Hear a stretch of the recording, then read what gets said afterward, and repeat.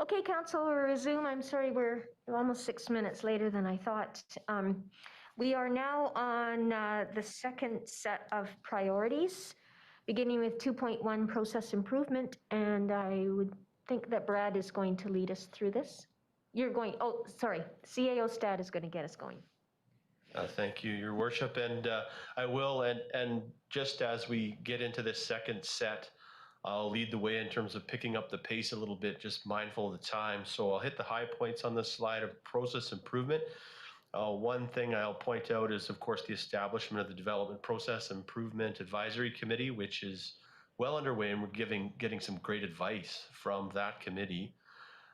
There's also been the emergence of timeline targets for development services processes, and pulling one up here just for reference, 3 weeks turnaround target for building permits. And of course, the important thing about a target is actually tracking it. And so our Director of Development Services and his team do track our timelines against the targets that we've set in order to be able to understand if we're achieving them. And so far, so good on this one. Many of the times we are, but more work needs to be done. Jumping down to some next steps. Of course, tonight on the agenda, there's actually on item 9.4, this council approval request for new development services software. I think that'll be a great tool in the toolbox to help our folks manage all these things, including some of those targets and timelines. And then lastly, the agricultural zoning regulations versus the agricultural land commission requirements. And just noticed there is some misalignment in some cases through some antiquation that is occurring in some of our own regulations. So this is just an example of one of those things. Continuous improvement sometimes also involves the process itself and our own regulatory structures. And so we have an eye to that, and more to come on those and other opportunities to make things more clear and streamlined. And that'll be it for this slide. I'll turn it back to you. Councillor Holmes? Yeah, thank you. Just in respect to the advisory committee, I'm just wondering if the committee has any kind of systematic approach to reviewing different processes and like, or how did they decide, or how is it decided what they're going to review and when? Thanks. Great. Through the chair to Councillor Holmes, thank you. And I see Brad just popped up on the screen, and so Director of Development Services, Brad, if you just want to give a snapshot on how that works for council, please. Sure. Yeah. If council remembers, this committee was put in place about a year ago, maybe a little over a year. CEO Anthony Haddad, previous CEO, was using it a lot for a lot of our previous update projects to our bylaws, such as our zoning bylaw amendment change, as well as the development procedurals bylaw for advice and guidance on those updates. Just recently, the committee has actually asked for myself to help them develop a work plan. So that would be somewhere where they would identify which processes that they would target and in what phasing they would consider review of each process, and to ensure that the committee is kept on track as well. So that was a recommendation from the chair, and that'll be something that I'll be developing and proposing for our next meeting, which is in June, mid-June.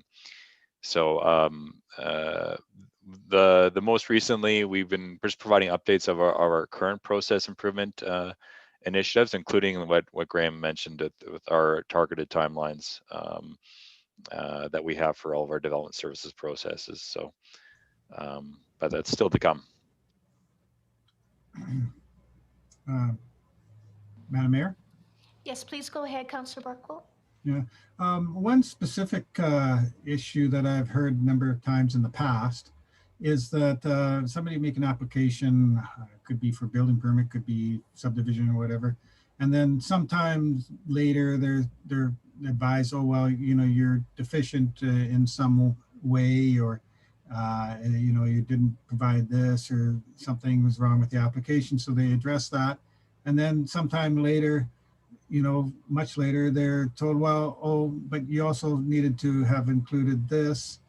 Has that particular complaint been addressed? Are we sort of immediately reviewing the applications and identifying any shortcomings on a more proactive basis yet? Or can you speak to that particular complaint that I've heard?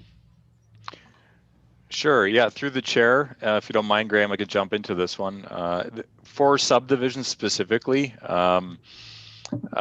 yeah, we recognize that we needed to do some improvements as well. I think as well, previous CEO Anthony Haddad as well implemented a few changes to our processes to ensure that we're not missing things at the front end of applications. We've formalized our technical review committee. We meet on a bi-weekly basis to ensure that all new applications are reviewed by all internal departments, from the electrical utility to the works department, as well as from the planning side. And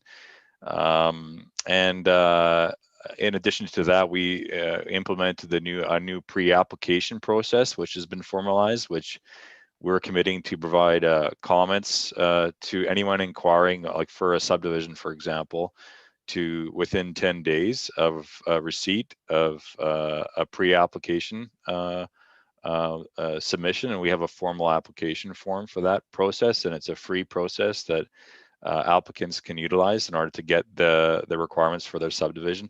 And then finally, something that I'm trying to implement and encourage with my team is in the PLAs, the preliminary layout approvals, is we prescribe everything that's going to be required within those PLAs, and so that there's no uncertain in amounts or surprises that will be caught by developers at a later stage. And we've made a couple of changes internally, and just in terms of how we process subdivisions and provide, for example, cost estimates on the servicing side for both works and the electrical utility, to try to provide that information right up front in the PLA when it's issued to proposed applicants, so they know what their requirements will be. So that's kind of what we've done so far on that topic.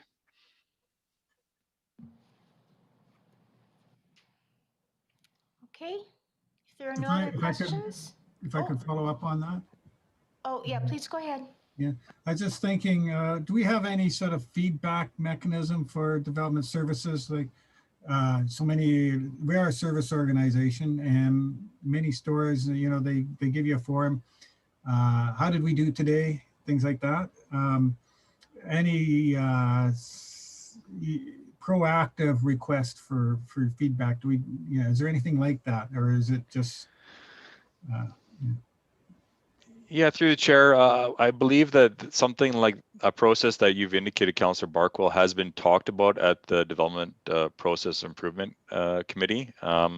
Hasn't been formalized yet and implemented. Right now, of course, we deal with any complaints that come in, but other than that, though, we haven't really created like a customer feedback survey or that type of thing, although that would be something that we could initiate as part of that work plan discussion with the committee, because it has been already recognized as something that we could pursue. Thank you. Okay, any other questions on priority 2.1? Madam Mayor, I could just expand on Brad's comment there. In the electric utility, we have developed a customer service survey. And so we do plan on doing that for all of our 2020 customers, along with, we have a customer inquiry tracking sheet that kind of shows when they call in and how long it takes us to get a response back, et cetera. So we are trying to move some initiatives forward, just sort of on our own to be able to track that and give some better customer service there and get that feedback in. Thanks, Jeremy. That's good to hear. CAO staff. Maybe I'll take the last word on this one, Madam Mayor, and then All right. go to the next. And I'll just say it's top of mind to us. What council has been very clear to administration is the desire for a high level of customer service for the business community, for individuals. And so we absolutely are tuned into that, and certainly looking at all avenues from client survey to process improvement, but ultimately with the goal of providing certainty, further to some of the comments made earlier by Councillor Barkwell, and wanting to be as clear as possible, and then own the timeline, and then work with our partners and citizens as effectively as possible. So obviously always making improvement there, continuous improvement, but we're excited to embark on that. And maybe with that, I'll turn into priority 2.2, Penticton Indian Band relationship. And here I'll actually highlight something from the description, which is quite well written. And the desire here is the district and Penticton Indian Band relationship is strengthened through cooperative action, collaboration on plans and projects, fostering new approaches, and ultimately towards reconciliation. And so there's a number of things happening there. There's some things listed here on activities to date, including January 2020 Council to Council meeting. But of course, in the Council for Penticton Indian Band, there's actually been some political change there as well. So what's now been scheduled is a Council to Council meeting on May 17th, and we're excited about that. I've had my own meeting with the CAO of Penticton Indian Band back in March, and we've engaged on some of the priorities that are listed here as well, including the high-level discussions on the proposed eco-village project that we're currently evaluating, among other things, such as the Recreation and Health Center. One thing I wanted to point out is, of course, Council's also committed $10,000 for project-related engagement with the Penticton Indian Band. So much work to be done and some new relationship-building opportunities. We're confident that we'll make good progress as the year progresses and other reports come into Council on a quarterly basis on this item. Great. Councillor Van Elfen. Thank you, Madam Mayor. I know May 17th, we have a meeting scheduled, council to council meeting, and I believe at the Arena Banquet Hall, if I'm not mistaken, just so we could possibly accommodate lots of room for self-distancing during COVID, but I think, you know, I'm sure hoping everyone can attend, because if not, I don't think it would be, you know, it'd be nice to have everybody there at the table. And because of this unfortunate third wave we're going into, is it something that we, if we can't all attend, should we be looking at rescheduling into the future where we can all be at the table together? It's just a thought and a question. I just don't know how everybody feels. Thank you, Madam Mayor. Graham, did you want to address that, or Karen? Well, I know we've sort of had the proviso delivered to the band that we are monitoring the protocols for COVID closely before we ultimately meet, and they agree with that. It is their strong desire that's been conveyed to us that they'd like an in-person meeting also. So I think as the days get closer, we might need to test with them once again. And we are currently working on agenda with them, so there is opportunity to do that.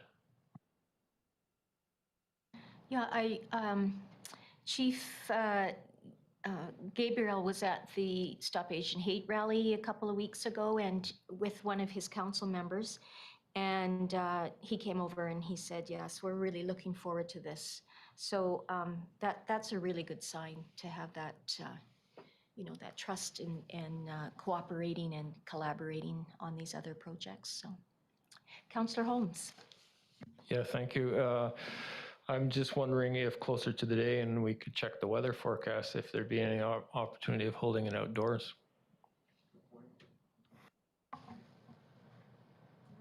Through the mayor, yeah, I think that's a brilliant idea. Yeah, we could certainly look at that, and if the weather accommodates, it increases the safety of a meeting like that also. Great idea, Councillor Holmes. Anyone else? Any of the participants on Zoom? Okay, we'll go to priority 2.3, and this is to Brad again. Is it? Oh, Karen, thank you. Thank you, Madam Mayor. So updating existing district bylaws are often done through an amendment to a bylaw, as was the case with the driveway access bylaw that was amended and adopted by Council in March. or certainly with older bylaws, it's also an opportunity to take a more holistic approach and create a new policy or bylaw to reflect changes over time to legislation or to district practices. And this is certainly the case with a few of those that are underway currently, activity to date. So there is a new bylaw enforcement procedures policy that Council adopted in March. The Good Neighbor bylaw that Council has requested staff work on, there is an initial draft prepared, and under next steps, they do talk about that coming to Council targeting in May or June. There's a new electrical bylaw that's been 75% complete. So the goal with that one is also to get that through the internal review, legal review, and then bring to Council for review. New subdivision and development servicing bylaw. So there is an initial draft of that prepared. And again, it's circulating internally for review prior to bringing to Council. Council has also identified other bylaws that have been scheduled for review over 2021, including a permissive tax exemption process and bylaw, which was requested during the budget process. And there's been lots of public engagement with the Director of Community Services through the Recreation and Fees and Charges bylaw and the Parks bylaw, and those are all coming up in quarter 2 and 3.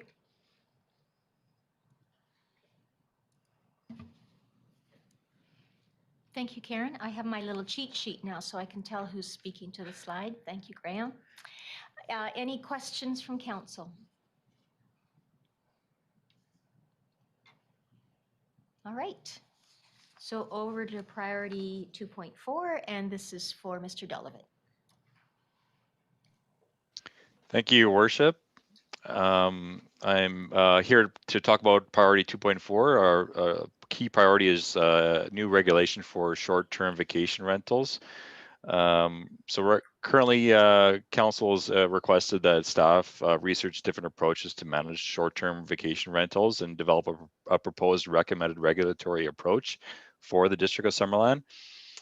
This has been on our to-do plate for, I think, a few years now with council.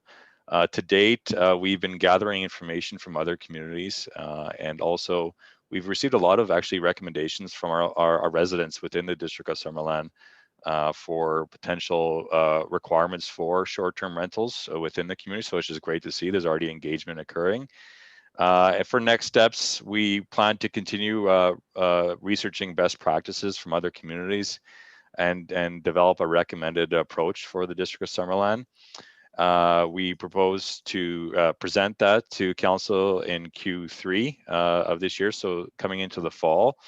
And also we would present the amendments that would be required to key bylaws, including our zoning bylaw, the business licensing bylaw, as well as the fees and charges bylaw is what we're expecting for amendments that would be required. And then ultimately we're hoping for council adoption by Q4, so near the end of this year, so that we could start fresh with a new regulatory framework moving into 2022 with a new licensing regime, along with our business licensing process for any people that are interested in having a short-term rental for the 2022 season. So that's where we're at with this one. And if there's any questions, I'd be happy to take it. Okay. Questions? I have a question. Councillor Carlson, followed by Councillor Holmes. Thank you. This is good. This is a long time coming. I know that a more recent proposal has come from, I believe, the Chamber, perhaps also Bottleneck Drive, looking at short-term RV and or camping. And I'm wondering if that is if that will be rolled into this conversation, or if that's something that will be its own process and conversation prior to or following this. Yeah, through the chair, good question, Councillor Carlson. We did have a request come forward from the Chamber of Commerce as well as Bottleneck Drive for the consideration of it's called agritourism accommodation within the agricultural land reserve areas and in our agricultural zones, which is a permitted use in the ALR. The request right now is treated separately. It is fairly similar though to our vacation rentals in terms of needing to provide temporary tourist accommodation within the district. And But I think we have to look at it a bit differently, given that it's an agricultural use. It has to be tied to an an agritourism activity, in accordance with the ALC regulations. So we currently have direction from the Agricultural Committee. It was recently presented there at their committee for their review to consider a zoning bylaw amendment to allow for agritourism accommodation. And with that direction, staff are now preparing a zoning bylaw amendment to be considered for council in the near future. We are hopeful that if this is to be moved forward, it could be perhaps completed and in place prior to the tourism season in the summer, getting ramped up in the July, August months. So, and which was a request from the Chamber of Commerce. So that's to come to council in the near future. Very interesting. Thank you, Brad. Yeah, thank you. I just wonder, I'm just trying to understand the approach here. So, or the process of seeking public engagement after we've already developed the approach and proposed amendments. Wouldn't we want to seek the public engagement before we do that? Yeah, good question through the chair. We could structure it different ways. I think there is going to be a lot of best practices we can learn from other communities in terms of, because a lot of other communities right now are ahead of us in terms of implementing an approach to regulating short-term rentals. We could structure it that we go to engagement with a proposed regulatory amendment approach first prior to going to council. But I think from staff's perspective, they want to introduce it to council first for feedback before we initiate that broader community public engagement piece. And we wouldn't necessarily consider, even a first reading amendment at that first presentation. It would be just, here's what we've developed. We'd like to introduce it to council first and then start the public engagement process following that. Thank you. Councillor Van Elfen? Thank you, Madam Mayor. Question through to our Director of Development Services. So we have Airbnbs in town and different types of vacation rentals. Some are licensed, some are not licensed.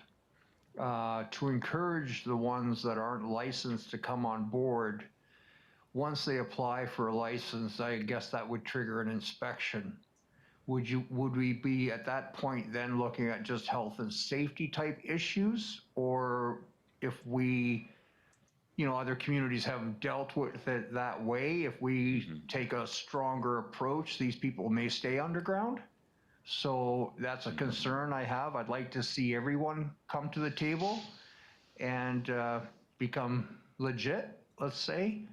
But if there's going to be huge stringent rules and regulations put in, other than just health and safety, we could keep an underground situation alive. That's my question.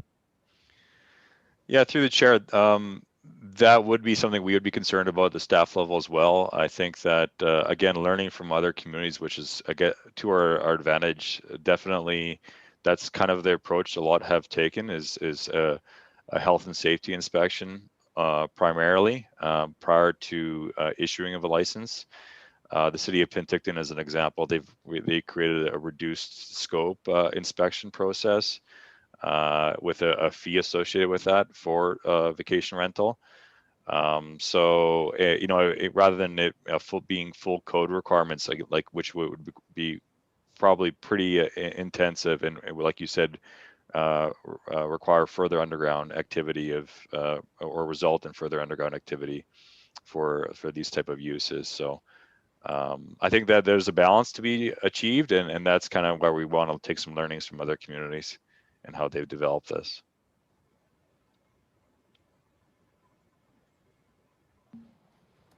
Councillor Patton. Thank you, Madam Mayor.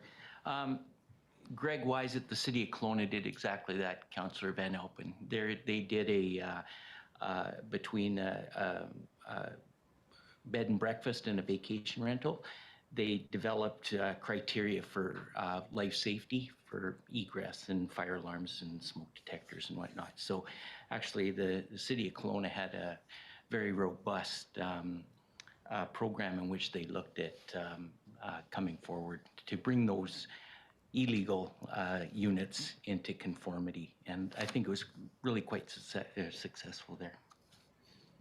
Thank you.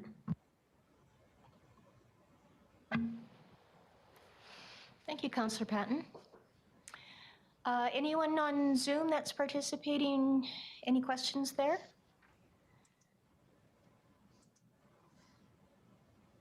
Okay, Brett, I have one question.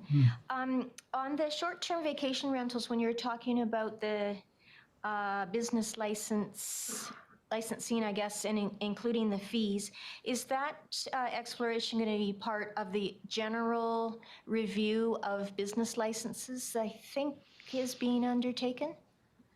I would, Your Worship, I would think that would be two separate processes. We are going to require an amendment to the business license bylaw for short-term vacation rentals. Although I think that we would want to create a license fee for this that would be unique to the vacation rental use, and also looking at our comparables that we are in the region for what other people are charging. But the larger review of our fees for business licenses will be a kind of more of a budgetary review prior to budget, and looking at our comparisons and determining if we're charging a fair value for our licenses for the type of uses, or not, and whether that needs to be reflected upwards or downwards from that review. So I think that they'd be treated separately in terms of projects. Thank you. Any other questions? Oh, Okay. hello? Oh, Councillor Barkwell. Yeah. Along exactly the same lines as what Councillor Holmes is speaking to with the short-term vacation rentals and the consultation, I have concerns with the accommodation on farmland. It appears to be a rather controversial issue, and I don't know exactly what sort of form consultation should take, but I don't think the Agriculture Advisory Committee discussion was the last word on it. I'm wondering whether something should be done with prior to a proposal coming to council. Yeah, because I've already heard very strong opinions on both sides on this issue. And also I wonder how it reconciles with the Agricultural Land Commission's short-term accommodation rules. I remember the discussions before, you know, it was supposed to be in conjunction with a festivity or things like a corn maze. And they gave a number of examples, and it wasn't really just, you know, park your trailer for the night kind of a thing. So there's a lot of questions, and I think we need a lot of answers before we really get into it. And I'm not sure how to approach it, but I guess that's not my department. You know, I have to leave that with you, but I want to sort of give you an alert to that. Yeah, thanks, Councillor Barkwell. I recognize as well that this may be a controversial topic. There are different elements to it. You know, even on the type of agricultural operation that may benefit or may not benefit or see the value in it. So there was mixed opinion on the committee. It wasn't a unanimous recommendation. So yeah, we can talk about our go forward plan, I think, separately on this. And I might follow up with CEO Stat on that as well. Thank you. Thanks, Councillor Barkwell. Anyone else? Okay, we'll move on to priority 2.5, tax-based agricultural land assessment, and this is for Mr. Svetlichny. Thank you, Madam Mayor. Over the past year, the district has been in discussions with the province regarding the financial impact that ALR properties have on district services. One concern is the limited taxation dollars the district receives when compared to the overall land mass that these properties occupy within our boundaries. Now, based on 2021 data, 65% of the district's land mass is within the province's agricultural land reserve. However, these properties only contribute $98,350, or 1% of the district's budgeted taxation revenues. The financial gap is further widened when reviewing the costs associated with servicing these properties. Based on conservative estimates, the cost to provide services to these 386 farms within the ALR is just over $1 million annually, and this does not include capital at all. So we, as the district, will continue to correspond with the province, advocating for a financial program or financial assistance, and are currently awaiting a response from the province in regards to our last written correspondence with them. Thank you. Thank you. Questions, Council? Councillor Holmes. Yeah, thank you. I think we need to, at some point, maybe talk about this a little further, how we can sort of where we go from here. And it seems to me that what might be useful is if there was some sort of study with a larger sample base of different municipalities rather than just us, and you know, comparing urban and rural communities, and looking at what the different possible scenarios would be with different kind of funding models. Now, I know that'd be a pretty big project, and it sounds like an academic project, so, you know, maybe it's something we could engage UBCO with, or something like that. There might be some interest there. You know, it's just an idea I put out there, and I think we need to maybe think about these sort of things. So it's not just us.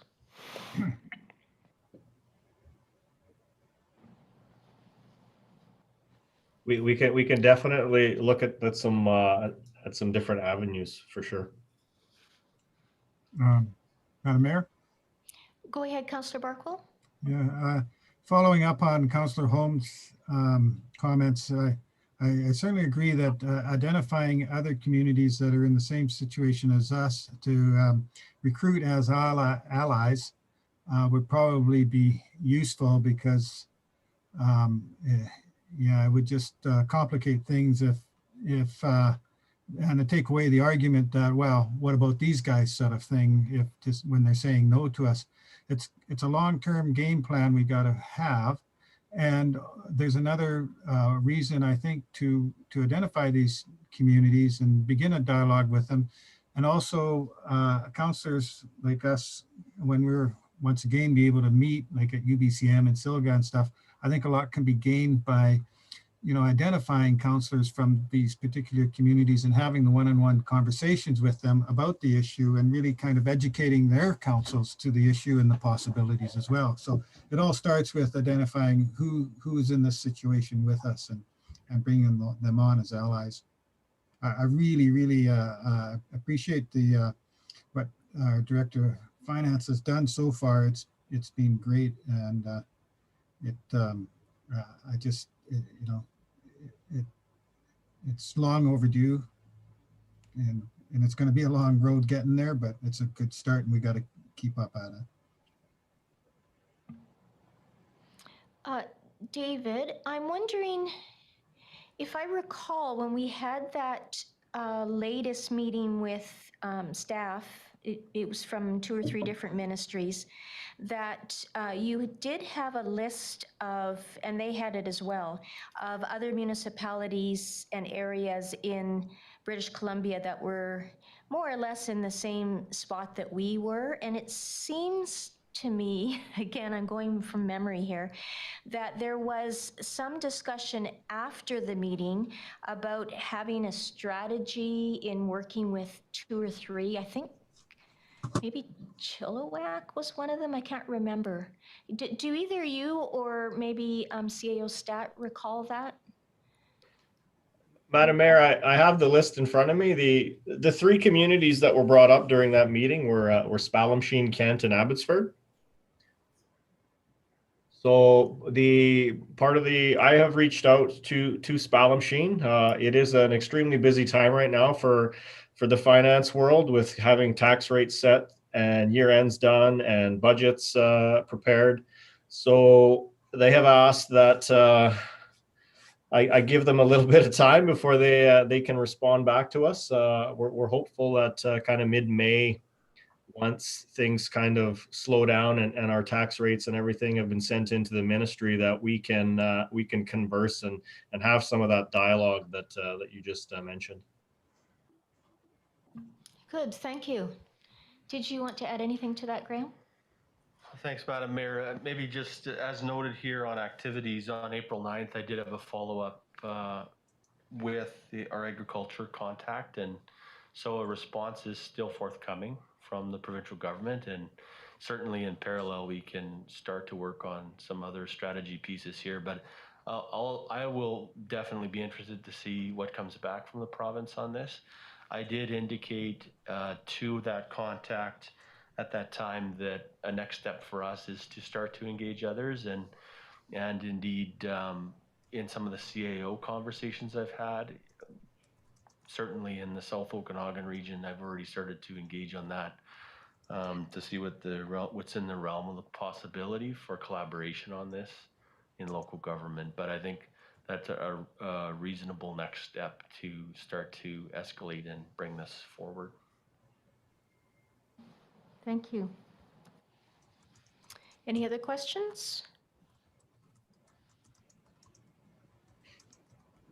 Okay, thank you, Dave. Graham. Thank you, Madam Mayor. I was just going to say one option as we start to go to community resilience, which is the third bubble. We could split off the rest of the presentation and do it on May 10th if council wants, or we could continue to proceed through the slides today. We might need to add more time to the meeting later in order to accommodate other things in closed. Okay, wish of council. I'll ask the people I can't see right now. Councillors Carlson, Trainer, and Barkwell. I can go either way. Either way, doesn't matter to okay. me. Graham, how much longer do you think that this will take to get through? Through the chair, I would say probably 35 minutes, 30 minutes at the current pace, although some of these will go a little quicker now. And we're Okay, about and then how 30 long do you minutes think? over. Oh, sorry. And how long do you Councillor think? Oh, sorry. How long do you think for the in camera? 35, 45 minutes. Okay, I'm okay either way. I mean, I guess I think if we save this, I wouldn't have an issue with that, but whatever the rest of council wants to do. Okay, thank you, Councillor Trainer. Councillor Barkwell, I didn't hear your response. Oh, I'm either way. It doesn't matter to me. Thank you, Councillor Barkwell. Councillor Patton, do you have a preference one way or the other? If it's going to be another hour and a half, that's not giving us much time to get ready and come back to the session. I'm with you, Councillor Patton. I would prefer to resume this on the 10th. Councillor, which actually is already a pretty long day, but Councillor Holmes. Yeah, I agree. I'd rather defer it because I think it'll take a lot longer than half hour to get through the rest. Okay, Councillor Van Elfen. Thank you, Madam Mayor. I too would like to defer this. It deserves the time it deserves. I mean, there's a lot of questions that could be coming up, and I don't want to rush through this. I appreciate this a lot, and like I say, I think I have a lot of questions and I don't want to be rushed. Sorry. Yeah, Thank you. no need to apologize. I'm with you on this particular one. So the ayes have it to defer until May the 10th. Okay. Thank you for bringing that forward, Graham. We have 15 minutes left, and we still have to have our public comment opportunity. There is no one, is there? Okay. And now a resolution to close the meeting to the public. Councillor Van Elfen and Councillor Holmes, and that's under section 90, bracket 1, bracket G of the Community Charter. All in favor? Any opposed? Okay, that carries. Thank you.